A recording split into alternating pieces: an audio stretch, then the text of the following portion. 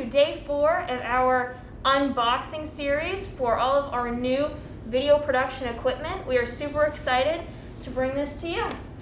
Okay, I get to choose today, and I think I'm going to go with this little one right here. It's light. Should I shake it? No, probably not. Oh yeah, totally. Those electronics. I got myself some non-right-handed scissors, represented for the little kids crowd here today. They aren't safety scissors though.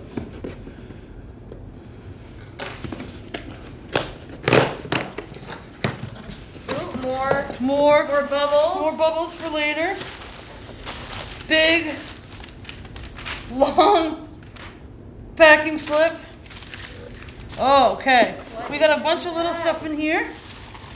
This is part of a kit, so you won't see everything today that came with it, was ordered with this.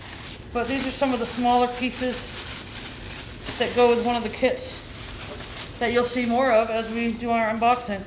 So we have a little XLR cable here for our audio. Can never have enough XLR cables for your microphones.